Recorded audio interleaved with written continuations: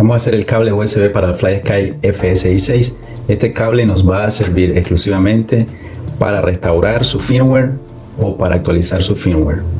Materiales, al menos 2 cables tipo servo, termoencogible, mechero encendedor, y el fundamento del cable va a estar dado por un módulo, un programador o un conversor CP210.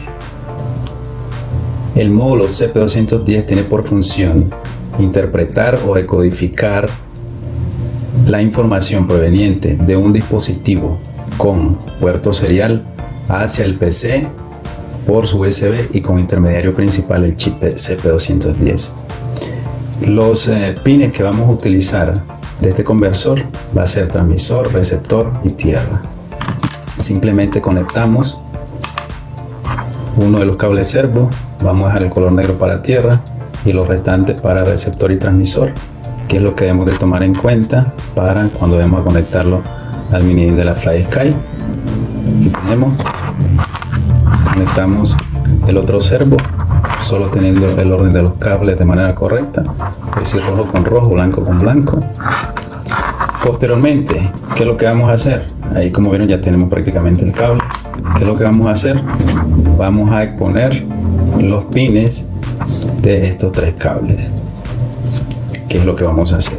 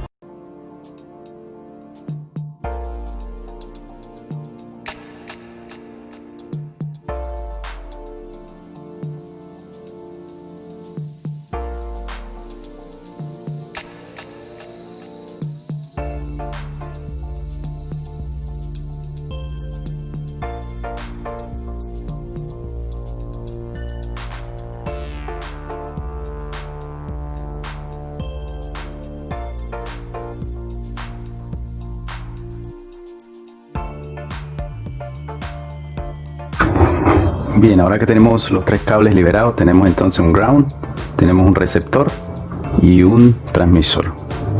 Siguiente paso es poner termoencogible,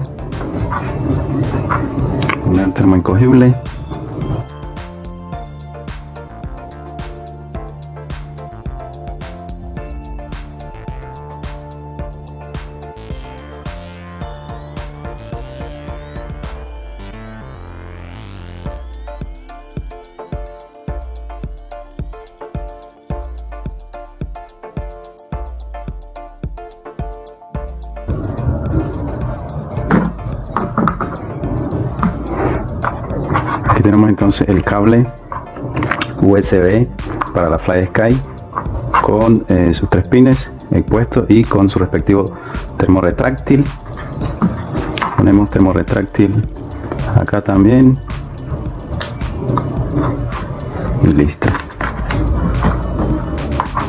Listo. Siguiente paso entonces es conectar a la FlySky. decíamos que el ground está entre los pines principales y el ring. De hecho, el aro de metal, o menos ponemos acá, a ver dónde quedamos mejor, ahí, un poquito de firmeza. Vamos a estirar un poco acá, vamos a abrir un poco, vamos a abrir un poco. Decimos que el blanco es el transmisor del módulo y el rojo es el receptor del módulo, por tanto va al transmisor de la FlySky. Ahí tendremos entonces la conexión y tenemos listo el cable USB para la FlySky. Punto a tomar en cuenta acá es lo siguiente: si al conectar al PC el módulo CP210, que al final es el cable que hicimos, no nos reconoce a la primera el PC, lo que tenemos que hacer entonces es instalar los drivers del el módulo, que son los drivers CP210. Ahí lo tienen.